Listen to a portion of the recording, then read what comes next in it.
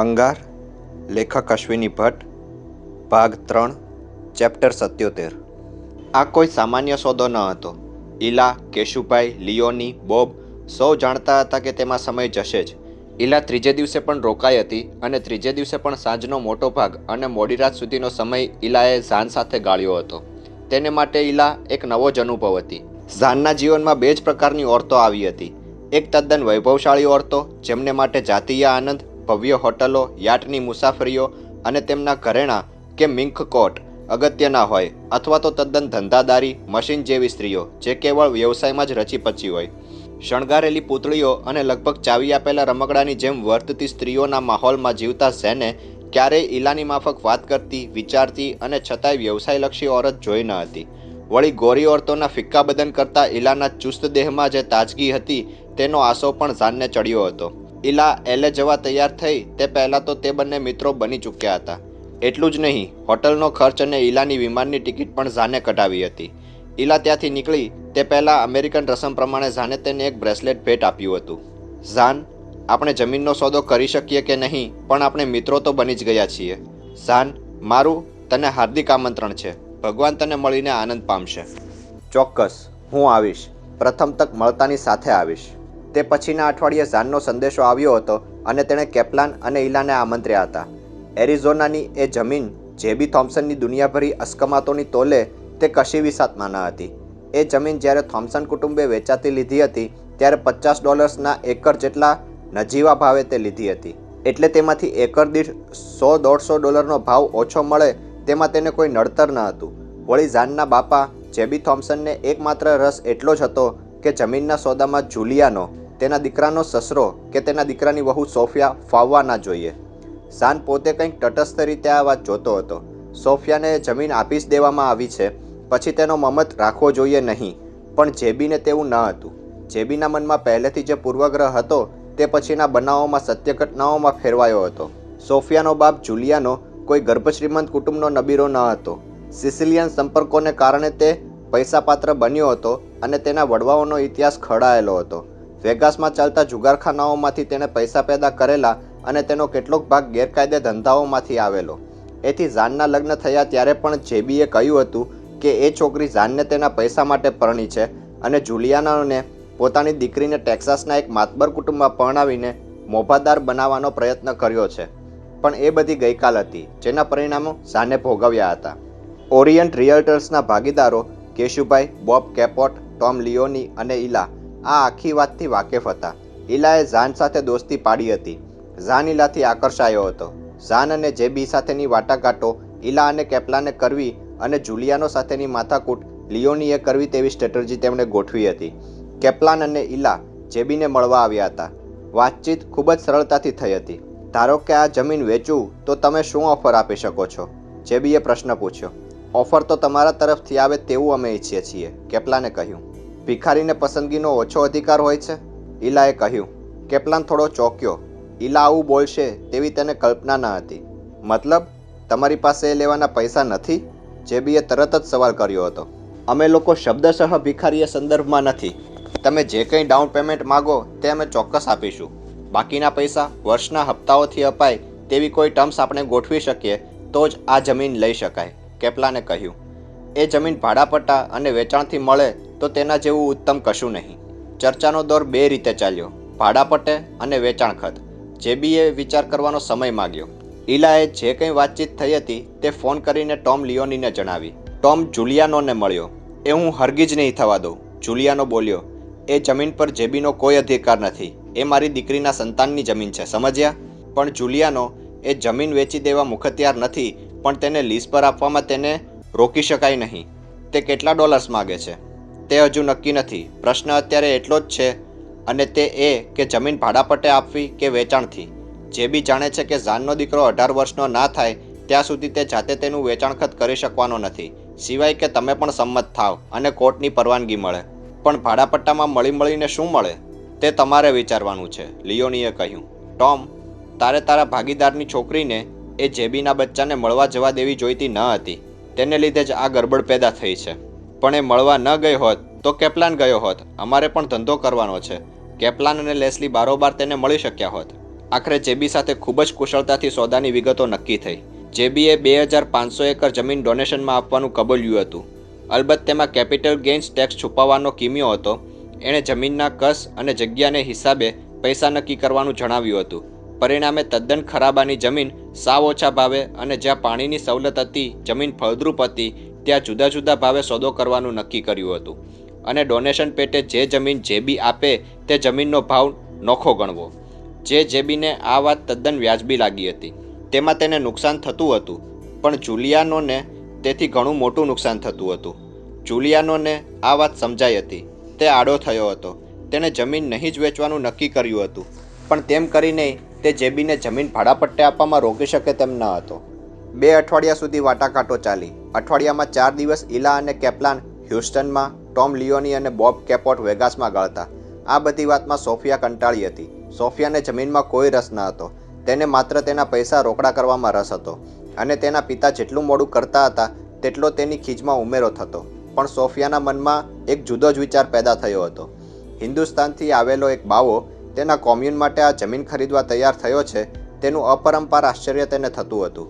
જમીનનો સોદો ગમે તેટલા ભાવે થાય, પણ તેમાં ખરીદનાર પાર્ટીએ લાખો ડોલર્સ આપવા પડશે તે વાત અગત્યની હતી, અને એ ડોલર્સ એક બાવા પાસે હોય તેની તેને નવાઈ લાગી હતી. તેણે લિયોનીને એ અંગે ઘણા પ્રશ્નો પૂછ્યા હતા, અને ભગવાન અવનીશ સાથે પોતાની મુલાકાત ગોઠવી આપવાનું તેણે લિયોનીને કહ્યું હતું. વળી તેમાં બીજો પણ એક સંદર્ભ હતો. Leslie Segal, Suzanne Chandler, Kim Burnett, Jennifer Williams, Shirley MacLaine, Barbra Streisand વગેરે અનેક ઓરતો ભગવાન અવનીશને મળી હોય અથવા તેમનો પરિચય પામી હોય તો એક સાંપ્રત પૈસાપાત્ર ઓરત તરીકે તેનું પણ નામ એ યાદીમાં હોવું જોઈએ તેવું પણ તેના મનમાં હતું. લિયોનીને સોફિયાના મિથ્યાભિમાનનો પૂરો પરિચય હતો. ભગવાન અવનીશ ધનકુબેરોની પત્નીમાં એક ફેશન થઈ પડ્યા હતા, અને સોફિયા તેમાંથી બાકાત ન જ રહેવી જોઈએ. જો બાકાત રહે તો તે અમેરિકાને એક ખાસ વર્ગની ઓરતો કરતાં પછાત છે તેવું લાગે, અને સોફિયા તેવી રીતે પાછળ રહેનારી ઓરત ન હતી. ટોમ લિયોનીએ ઇલાને સંદેશો આપ્યો હતો. That's great Tom. ભગવાન સાથે તેની મુલાકાત ગોઠવાય તેથી રૂડું કશું નહીં થાય. ભગવાનને હું બ્રીફ કરી નાખીશ, તેણે કહ્યું. પણ ઇલાએ સોફિયાને જોઈ ન હતી. તેણે જોઈ હોત તો કદાચ તેણે ભગવાન સાથેની મુલાકાત થતી અટકાવી હોત, પણ તેનો જ્યારે ખ્યાલ આવ્યો ત્યારે ઘણું મોડું થઈ ગયું હતું. લેસ્લી સિગલના ભવ્ય નિવાસસ્થાનમાં અમેરિકન પ્રજામાં ભવ્ય ગણાતા લોકોની અવરજવર વધી ગઈ હતી. લેસ્લી માટે પણ ભગવાન એક સામાજિક મોભો બની ગયા હતા. ભગવાનના સાનિધ્યમાં રહેવા ઈચ્છતા લોકો માટે કેશુભાઈની અને લેસ્લીની રેન્જ પર મોબાઈલ હોમ્સ બાંધવા પડ્યા હતા. ઇલા કોમ્યુનની જમીન માટે દોડાદોડીમાં હતી, છતાં દર શનિવારે તે અચૂક ભગવાનના કમરામાં હાજર થતી. માં કૃષ્ણાને એ આઘાત લાગ્યો હતો, પણ ભગવાનની આત્મા સ્વરૂપ સ્ત્રી તરીકે માં કૃષ્ણાની જે ગણના થવા માંડી હતી તેને કારણે તેમને પણ દિવસ રાત પ્રવૃત્ત રહેવું પડતું. ઇલા ચબરાક હતી, અને તેથી જ એવી ખૂબીથી કાર્યક્રમ ગોઠવતી કે શુક્ર, શનિ, રવિ માં કૃષ્ણાને લેસ્લીના ઘરની બહાર જ રહેવું પડે. નચિકેતાને માટે પણ કામ વધી ચૂક્યું હતું, અને રોજિંદા વહીવટ માટે માણસો રાખવા પડ્યા હતા. ભગવાન પોતે અભયારણ્યમાંથી કેટલાક લોકોને વહીવટી વ્યવસ્થા માટે બોલાવી લેવા ઈચ્છતા હતા, પણ ઇલા હંમેશા એક જ વાત સિફતથી રજૂ કરતી. દેશમાંથી શક્ય એટલા બધા જ લોકો અહીં આવી શકે તેવી વ્યવસ્થા કોમ્યુન રચાતા સરળ થઈ પડશે, તે કહેતી, અને ભગવાનને પણ એ વાત યોગ્ય લાગતી. તેમ છતાં દર અઠવાડિયે કોઈને કોઈ બહાને કોઈને કોઈ જાતના વિઝા પર લોકો અમેરિકામાં આવી રહ્યા હતા. એ બધા જ એવા આવતા કે તરત તેમને માટેની વ્યવસ્થાનું કામ ઇલા કરતી. તેને ખબર હતી કે સૌથી વધુ પ્રભાવ તેનો જ પડતો હોય છે, જે હર હંમેશા વર્તુળની વચ્ચે રહે છે, ધ્યાનનું કેન્દ્ર બને છે. પરિણામે જોતજોતામાં માં ઇલાનો એક ચોક્કસ દરજ્જો ઊભો થયો હતો. સોફિયાની ભગવાન સાથેની મુલાકાત યોજવા વિશે ભગવાનની પરવાનગી લેવાનો કોઈ પ્રશ્ન ઇલા માટે ન હતો. ઇલા પોતે સોફિયાને મળી ન હતી, પણ તે કેવી હશે તેની કલ્પના પણ તેણે કરી હતી.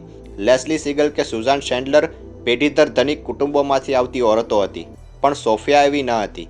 તેના બાપ અને તેના દાદા કોઈ જુદા જ રસ્તે ધનિક થયા હતા, અને એટલે તેનામાં ગર્ભ શ્રીમંતાઈનો વિવેક વારસો નહીં હોય તેવી કલ્પના સહેજે ઇલાને આવે તે અસ્વાભાવિક ન હતું. તેણે સોફિયા વિશે જે માહિતી ટોમ લિયોની પાસેથી મેળવી હતી તે તેણે ભગવાનને કહી હતી. ભગવાને તે ધ્યાનથી સાંભળી હતી. એ તમને મળે તેમાં મને સ્વાર્થ છે, ઇલાએ ભગવાનને કહ્યું હતું. તને શો સ્વાર્થ છે ઇલા? તે તમને એક વખત મળશે તો તેની જમીનનો સોદો કરવા તે ચોક્કસ તૈયાર થશે જ, મારું એવું ચોક્કસ માનવું છે, તેણે ભગવાનને કહેલું. એ પહેલાં તેણે ભગવાનને એરિઝોનાની જમીન વિશે વાત કરી હતી. એટલું જ નહીં, પણ ઝાન અને સોફિયાએ છૂટાછેડા લીધેલા છે. એ જમીન સોફિયા અને સોફિયાના ઝાનથી થયેલા દીકરાને સહિયારે નામે છે, વગેરે વાતોથી તેણે ભગવાનને વાકેફ કર્યા હતા. એટલે ભગવાનને એ તો ખ્યાલ હતો જ કે કોમ્યુન માટે સોફિયા પરનો પ્રભાવ એક ચોક્કસ પ્રકારનું પોઝિટિવ ફેક્ટર હશે. હિન્દુસ્તાન છોડ્યું ત્યારે અવનીશને એ તો સમજાઈ જ ગયું હતું કે તેમના ઓઠા હેઠળ ઘણા બધા માણસો તરી ગયા હતા. પણ જેમ ગાંધીજીને મોસિસ જેવું સ્વપ્ન હતું, મોહમ્મદ પૈગંબરને સીઝર કે એલેક્ઝાન્ડરના આદર્શો હતા, નેપોલિયન કે હિટલરને દુનિયા ઝુકાવી નાખવાની ખેવના હતી, તેવું જ કંઈક ભગવાન અવનીશના અજ્ઞાત મનમાં હતું. નવી ગીતા, નવા બાઇબલ, નવા ધર્મના એ પ્રણેતા થવાની મહત્વાકાંક્ષા ધરાવતા.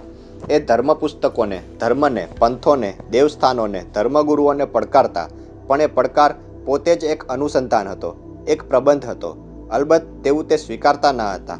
પણ કોમ્યુન એક એવો સમાજ કે જે નિયમોથી પર હોય, જેમાં નિષેધાત્મક આચારસંહિતા ના હોય, જ્યાં માનવીની ઊંડી સમજ અને નિર્બંધ પ્રેમથી જીવન વ્યવહાર ચાલતો હોય, અને તત્વનું વિજ્ઞાન એક ઉપકરણ હોય અને તત્વનું જ્ઞાન એક સિદ્ધિ હોય, જ્યાં સાધનની આધુનિકતા હોય પણ પ્રાચીન, જડ, બિનવિચારશીલ સામાજિક ચોકઠાઓના બંધનો ન હોય, જ્યાં સાચા અર્થમાં આધુનિકતા હોય અને માનવી વિજ્ઞાનનો તમામ લાભ ઉઠાવીને આકાશમાં ઘૂમતા, રમતા, ફરતા, પવનના ઝોલા સાથે હિલોળતા, હીચતા, સફેદ વાદળો જેવી જિંદગી જીવી શકતો હોય.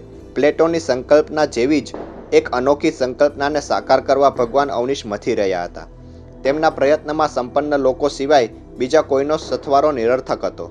તેથી જ અમેરિકન ધનકુબેરોમાં તે પોતાના વિચારોનો પડઘો પાડવા ઈચ્છતા હતા.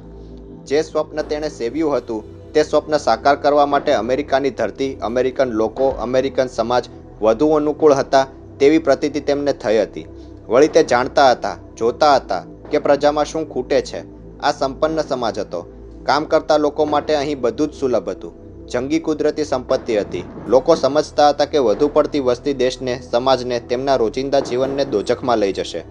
ભૌતિક સંપત્તિ અને વિજ્ઞાનના ઉપયોગને કારણે રોજિંદા જીવનમાં જે સરળતા આવી હતી, તેને કારણે અલબત્ત આખા સમાજમાં મોનોટોની, એકતાનતાનું દૂષણ આવ્યું હતું.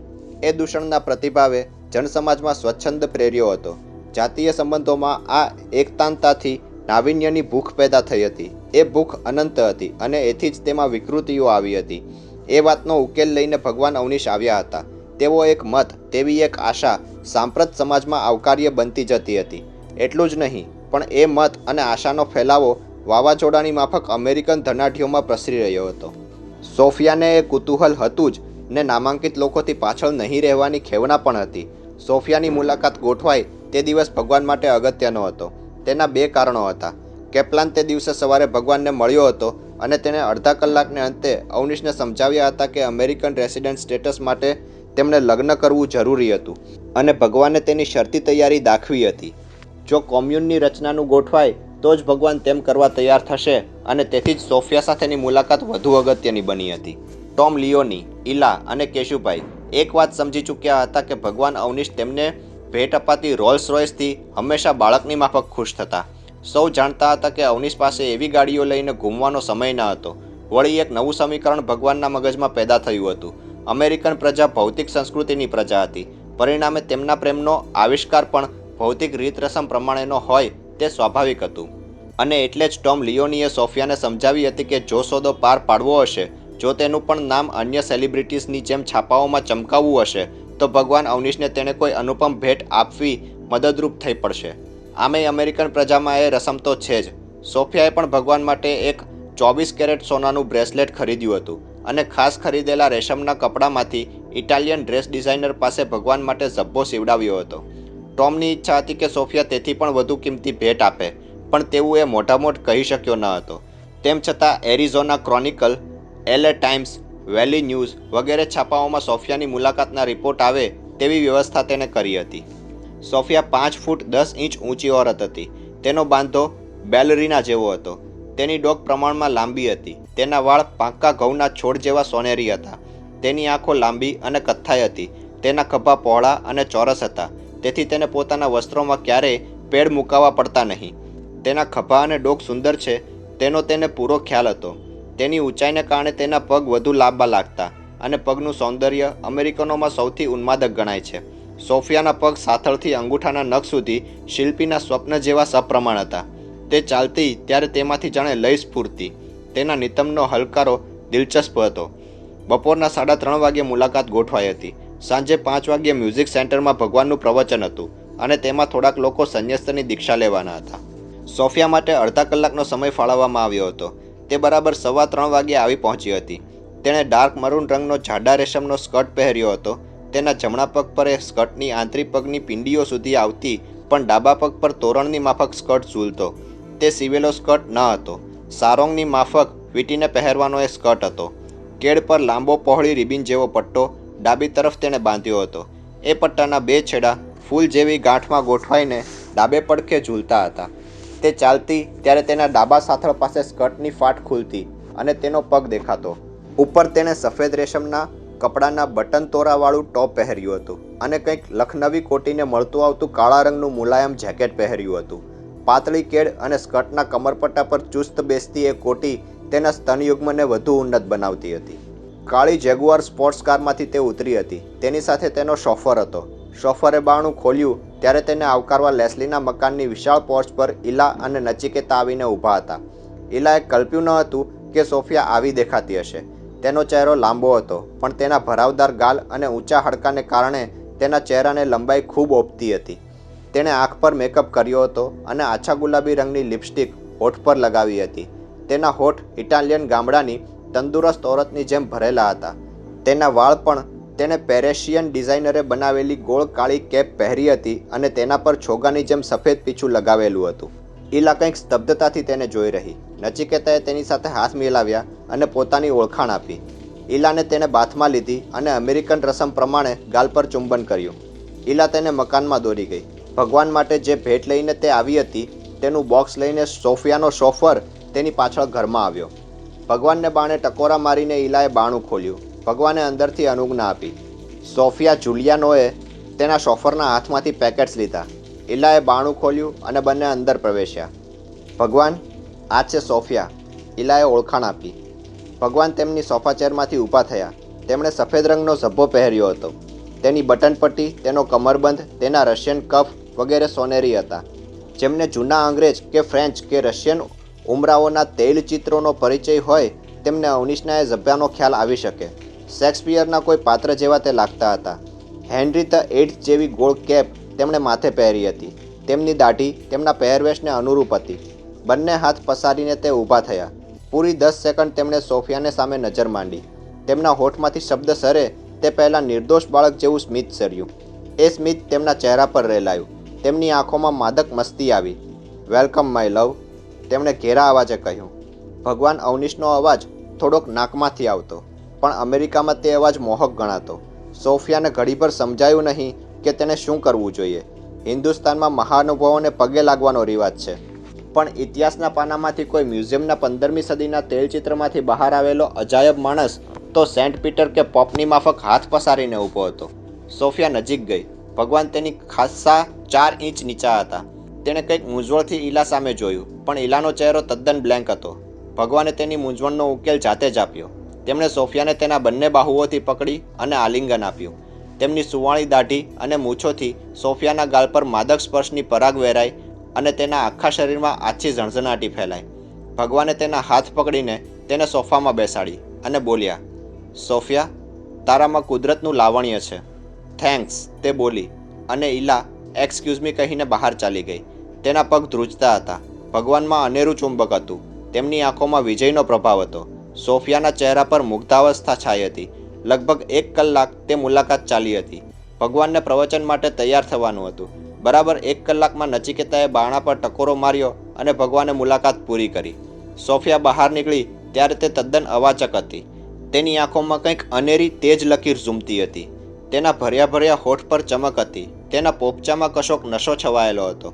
તે કોઈકની સામે કશું બોલ્યા વગર સ્મિત વેરતી ઈલાને હાથ ઊંચો કરીને બાય કહીને ગાડીમાં બેસી ગઈ. તેને શું થતું હતું, શું થયું હતું તે કોઈ કળી શક્યું ન હતું અને ભગવાનને પૂછવાની કોઈનામાં હિંમત પણ ન હતી. ઈલાએ કલ્પ્યું ન હતું કે ભગવાન અવનીશ સોફિયા સાથે જમીન અંગે વાત કરશે. તેને તો એમ જ હતું કે ભગવાન અને સોફિયા વચ્ચેની મુલાકાત અન્ય સ્ત્રીઓ સાથેની તેમની મુલાકાત જેવી નીવડશે.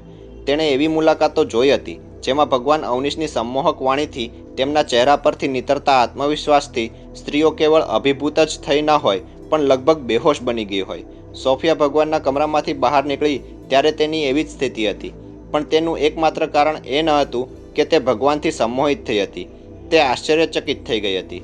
પણ એ ખ્યાલ ઇલાને તે વખતે આવ્યો ન હતો. એ ખ્યાલ તો ટોમ લિયોનીનો ફોન આવ્યો ત્યારે જ આવ્યો હતો. સોફિયા વેગાસ પહોંચી અને તરત તેણે તેના પિતા સાથે વાત કરી હતી. જુલિયાનો જમીનના ભાવો અંગે સંમત ન હતો. સાને અને જેબીએ જે રીતે ઓફર મૂકી હતી તેમાં સોફિયાને નુકસાન થતું હતું. પણ સોફિયાએ નિર્ણય લીધો હતો અને ભગવાન અવનીશના કોમ્યુન માટે જમીન વેચી નાખવાની રટ લીધી હતી. જુલિયાનોને આશ્ચર્ય પણ થયું હતું. તેણે પોતાની દીકરીને 24 કલાક વિચાર કરવાની સલાહ આપી હતી. તેણે સમજણ પણ પાડી હતી કે જમીન વેચવામાં ઉતાવળ કરવાથી કેટલું નુકસાન થવાનું હતું. પણ સોફિયાને મંજૂર હતું. તેણે 24 કલાક પછી ટોમ લિયોનીને ફોન કર્યો હતો. ટોમ, મારી ઈચ્છા છે, મને મંજૂર છે. મને નુકસાન થાય છે મને ખબર છે, પણ મને લાગે છે કે ભગવાન અવનીશ જે કરવા ઈચ્છે છે તે જરૂરી છે. થોડાક ડોલર્સના લોભ માટે મારે અદ્ભુત વિચારને અટકાવવો ના જોઈએ. ટોમને પણ આ સાંભળીને આશ્ચર્ય થયું હતું. તેને કલ્પના ન હતી કે સોફિયા જેવી તદ્દન સ્વચ્છંદી ઓરત ભગવાન અવનીશથી પ્રભાવિત થઈ હશે. તેણે ટોમ લિયોનીને પોતાના તરફથી લગભગ પાવર ઓફ એટર્ની જેટલી સત્તા આપી. ટોમ લિયોની, ઇલા, કેશુભાઈ અને બોબ કેપોટ પાછા એકઠા થયા. મને ખરેખર સમજાતું નથી, ઇલા બોલી ઉઠી. અવનીશે એવું તે શું તેને કહ્યું હશે કે જેથી સોફિયા આટલી જલ્દી એક જ કલાકના ગાળામાં તૈયાર થઈ? ભગવાન અવનીશમાં અજાયબ શક્તિઓ હોવી જોઈએ. એ માણસ પાસે હિપ્નોસિસની સજ્જડ આવડત હશે. લિયોની બોલ્યો. આપણે એ વાત ચર્ચવામાં શા માટે સમય બગાડવો જોઈએ? લિયોની, એ છોકરી તૈયાર છે અને મારો અનુભવ એમ કહે છે કે જમીન ભીની હોય તો તેમાં ખોદકામ કરી જોવું. આપણે વાર કરવાની જરૂર નથી. તેનું મગજ બદલાય તે પહેલાં ઝાન અને જેબી થોમ્સન સાથે વાત પાકી કરી લેવી અને કાગળિયા કરી લેવા. પણ તેમાં સમય તો જશે જ, લિયોની બોલ્યો. સોફિયાનું વલણ તેવું ને તેવું રહે તે અગત્યનું છે. તેને લેસ્લીને ત્યાં રહેવા આમંત્રણ આપી દેવું જોઈએ, કેશુભાઈએ કહ્યું. ભગવાન પાસે તેને રાખવી છે? ઇલાએ સાહજિક રીતે પૂછ્યું. પણ તેમાં તેનો વિરોધ હતો. તેણે સોફિયાને જોયા પછી તેનો આત્મવિશ્વાસ થોડોક ડગ્યો હતો. સોફિયા તેની કલ્પના કરતાં વધારે રૂપાળી હતી. કેવળ રૂપાળી જ નહીં, પણ સિંહણ જેવી હતી. તેના ચહેરા પરથી જ સમજી શકાય તેવું હતું કે તે ઈચ્છે તે કરી શકે અને વાંચે તે મેળવી શકે તેવી સ્ત્રી હતી. અને ભગવાન કેટલો રંગીન માણસ છે તેની પ્રતીતિ તો ઇલા મેળવી જ ચૂકી હતી. એ જ યોગ્ય માર્ગ છે, કેશુભાઈ. લિયોનીએ કેશુભાઈના સૂચનને આવકાર્યું. તો હવે પ્રશ્ન ડાઉન પેમેન્ટ માટે પૈસા ઊભા કરવાનો રહે છે, કેપ્લાને લેસ્લીને સમજાવી. લિયોનીએ કહ્યું, શરતો નક્કી થાય તે સાથે લેસ્લીની જમીન પર પૈસા લઈને અથવા વેચીને આપણે ફાઇનાન્સ પૂરું પાડશે. કેપ્લાને લેસ્લીને સમજાવી છે, લિયોનીએ કહ્યું. શરતો નક્કી થાય તે સાથે તે લેસ્લીની જમીન પર પૈસા લઈને અથવા વેચીને આપણને ફાઇનાન્સ પૂરું પાડશે, લિયોનીએ કહ્યું. જે પૈસા નગદ ચૂકવવાના હતા તેને બદલે હીરામાં પેમેન્ટ આપવાનું બંને વેચવાલને અનુકૂળ આવવાનું જ હતું. એટલે એ કામ કેશુભાઈએ કરવાનું હતું. સોફિયા જમીન વેચવા તૈયાર થઈ છે અને હવે ચોક્કસ ઓફર આપવાનું કામ ઝાન અને તેના પિતાએ કરવાનું હતું. એટલે એ કામ ઇલાને સોંપવામાં આવ્યું. કવિ મૈનાકનો પ્રવાસ પૂરો થયો અને તેમની જવાની તારીખના 2 દિવસ અગાઉ તે બાલ્ટીમોર પહોંચ્યા હતા. ન્યૂયોર્કથી કવિને લઈને નીરજ તેમને મૂકવા આવ્યો હતો. વળી કવિ 2 જ દિવસ રહેવાના હતા એટલે તેણે પણ રજા લીધી હતી. નીરજ આટલી બધી તકલીફ ઉઠાવે છે તે સામે કવિએ વિરોધ પણ દર્શાવ્યો હતો. સાહેબ, હું અમેરિકન નાગરિક જરૂર થઈ ગયો છું, પણ મારામાં હજુ કેટલાક પોતિકા સંસ્કારો છે. મને કોઈ તકલીફ થવાની નથી. ઉલટાનું તમારી સાથે રહેવાનું મળે તે તો કેટલી મજાની તક છે. તમે એવું ક્યારેય વિચારતા નહીં, નીરજે કહ્યું. અને બંને જણ બાલ્ટીમોર આવ્યા. નીરજ પાસે વધારાની એક મોટર હતી. તેને ખબર હતી કે શચી પાસે મોટર નથી. તેણે એ ગાડી ગરાજમાં આપી અને તેને અપ ટુ ડેટ કન્ડિશનમાં લાવી દેવાની સૂચના આપી હતી. કવિને લઈને તે પોતાની બીજી ગાડી લઈને બોલ્ટીમોર આવ્યો હતો. શચીના એપાર્ટમેન્ટમાં તેની સાથે ડૉક્ટર શોનેલની જ એક વિદ્યાર્થીની લિસા કોલમન નામની છોકરી રહેતી હતી. લિસા નક્ષિક અમેરિકન સ્કોલર જેવી યુવતી હતી. તેના રતુમડા ચહેરા પર હંમેશા હાસ્ય રમતું. તેને નાનપણથી જ ચશ્મા આવેલા. છેલ્લા 2.5 વર્ષથી તે રિસર્ચ કરતી હતી અને શોનેલના હાથ નીચે ટ્યુટર તરીકે કામ પણ કરતી હતી. શચી માટે તે ખરેખર લાયક રૂમ પાર્ટનર હતી. બંને જણને પ્રથમ દિવસથી જ ફાવી ગયું હતું. લિસાએ કવિ મૈનાકના 2 પ્રવચનો સાંભળ્યા હતા. કવિના વ્યક્તિત્વ અને વક્તવ્યથી તે ભારે અંજાઈ હતી. એટલું જ નહીં, તેણે શચીને પ્રથમ વખત સમારંભમાં ડૉક્ટર શોનેલ સાથે જોઈ ત્યારથી જ તેને તે ગમી ગઈ હતી. તે ઘણી વખત તેને કહેતી, શચી, અમેરિકામાં જો તું ફિલ્મો કે એન્ટરટેનમેન્ટ ક્ષેત્રમાં હોત તો અત્યારે મિલિયોનર હોત. હજુ પણ તારે એ કરવા જેવું છે. તારા જેટલી રૂપાળી ઓરત મેં મારી જિંદગીમાં ક્યારેય જોઈ નથી. શચી હસીને કહેતી, લિસા, તારા જેટલી આવડત અને જ્ઞાન જો મને મળતા હોય તો હું જગતની સૌથી કદરૂપી સ્ત્રી થવા તૈયાર છું, તે કહેતી. અને લીસા તેને હળવેથી થપ્પડ મારતી. બંનેને એટલું ફાવી ગયું હતું કે લીસાએ ઇન્ડિયા જઈને સચીને ત્યાં રહેવા જવાનું નક્કી કર્યું હતું.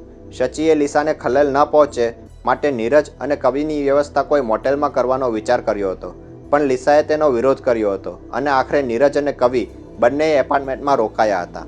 સચીના સાનિધ્યમાં એક જ એપાર્ટમેન્ટમાં તેને રહેવા મળ્યું, તેથી વિશેષ કશો આનંદ નીરજને એ 2 દિવસ દરમિયાન મળ્યો ન હતો. લીસા અને સચીને લઈને કવિની સાથે એ ચારેય જણા 2-3 જગ્યાએ જઈ આવ્યા હતા. છેક લુરે કેનવર્સ અને વુડલેન્ડ ગાર્ડન્સ જોવા પણ જઈ આવેલા. પણ એ પ્રવાસ જાણે કોઈ શૈક્ષણિક પ્રવાસ હોય તેમ લીસાએ કવિને પ્રશ્નો પર પ્રશ્નો પૂછ્યા હતા. મોટાભાગે કવિ જ બોલતા અને નીરજને તદ્દન શાંત રહેવું પડતું. 2 દિવસ પછી કવિને ન્યૂયોર્કથી રવાના કરવા માટે જ્યારે એપાર્ટમેન્ટમાંથી બહાર નીકળ્યા ત્યારે નીરજને હાશ થઈ હતી. નીરજ તેમને પોતાને ઘેર લઈ આવ્યો હતો. કવિનું વિમાન સાંજે 6 વાગે ઉપડવાનું હતું. એ લોકો લગભગ 1 વાગે ન્યૂયોર્ક પહોંચી ગયા હતા. કવિ સાથે કમળાબહેન, ચતુરજી અને કેટલાક સગાઓ મિત્રો માટે નીરજ અને સચી બજારમાં જઈને થોડી ખરીદી કરી આવ્યા હતા અને સાંજે કવિને એરપોર્ટ પર વિદાય કરવા માટે ગયા હતા. કવિ સચીને ભેટ્યા હતા. તું આનંદમાં રહેજે દીકરી. તારા ચહેરા પર જ્યારે હાસ્ય રમતું હોય છે ત્યારે મને માં સરસ્વતીના દર્શન થાય છે, કહીને કવિએ ગીતાના 2 શ્લોક ઉચ્ચાર્યા અને ઉમેર્યું, નિરંતર જ્ઞાનની વૃદ્ધિ કરવી એ જ સાચું માનવ કર્મ છે. એ કર્મનું કોઈ બૌદ્ધિક ફળ હોતું નથી, પણ તેનાથી આનંદ પ્રાપ્ત થાય છે. નિજાનંદ એ જ કર્મનું ફળ છે. નિજાનંદ એ જ કર્મની પ્રક્રિયા સાથે જ પેદા થતી ઉર્મિ છે. નિયમિત પત્ર લખજે અને દર અઠવાડિયે 15 દિવસે હું તને ફોન કરીશ. તમે તબિયત સાચવજો અને જતાની સાથે ડૉક્ટર મહેતાને મળી આવજો. આજકાલ તમે ખૂબ શ્રમ લો છો. લોકો અમેરિકાથી વજન વધારીને પાછા વળે છે, તમે વજન ગુમાવીને પાછા વળો છો. સચીએ કહ્યું. મારો બોજ હળવો થાય તેવું તો હું ક્યારનો ઈચ્છું છું. કવિએ હસીને કહ્યું. તમને હું બોજરૂપ લાગુ છું બાપુજી? જો પાછી, કેટલી ખરાબ છું તું. તારી સાસુ પણ આવું જ કરતી, બસ અર્થના અનર્થ, કવિએ હસીને કહ્યું અને વિમાન તરફ જવાના રસ્તે ચાલ્યા. સચીની આંખોમાં ઝાકળ ઉભરાયા. કમળાબેનને ખાસ કહેજો કે થોડો જ વખતમાં આવી જઈશ, અને ગૌરીને વાછડું આવ્યું છે કે વાછડી તે મને તરત જ લખજો. અને હા બાપુજી, આનંદના સામાનમાં થોડી કેસેટો છે, તેમાંથી મારે 3-4 કેસેટ્સ જોઈએ છે. એક તો સબલિમિનલ કોન્શિયસનેસ, બીજી the process of creative thinking, સચીએ કહેવા માંડ્યું, અને બીજી, બેટા છેલ્લી ઘડીએ મને એ બધું યાદ નહીં રહે, તું મને કાગળમાં લખી મોકલજે. ઓકે. બીજું જે કંઈ જોઈતું હોય તે લખી દેજે. ડૉક્ટર શોનેલને કહેજે કે તેમને મળીને જવાની ઈચ્છા હતી પણ કંઈ મેળ ન પડ્યો. તેમને જે સંદર્ભ લેખો જોઈએ છે તે હું 15 દિવસમાં મોકલી આપીશ. એમને એમ છેલ્લી 10 મિનિટો આ અનન્ય સસરા અને તેમની અનોખી વહુ વચ્ચે સંવાદો ચાલતા રહ્યા અને નીરજ જાણે 2 અસ્તિત્વ હોય તેમ ઊભો રહ્યો. કવિ મૈનાક વિમાનમાં જતા કોન્સર્ટીના બ્રિજમાં દેખાતા બંધ થયા ત્યાં સુધી સચી એ રસ્તા તરફ તાકતી રહી અને પછી કાચ મઢેલી અટારીમાંથી વિમાનને જોતી ઊભી રહી. વિમાન ઉપડે ત્યાં સુધી રોકાઈશું? તેણે નીરજને પૂછ્યું. નીરજને ના પાડવાનો પ્રશ્ન જ ન હતો. 6:10 વિમાન ચાલ્યું અને JFK એરપોર્ટમાં ઊભેલા સંખ્યાબંધ વિમાનોની વચ્ચે અંતર્ધાન થયું. સચીના દિમાગમાં ગમગીની છવાઈ હતી.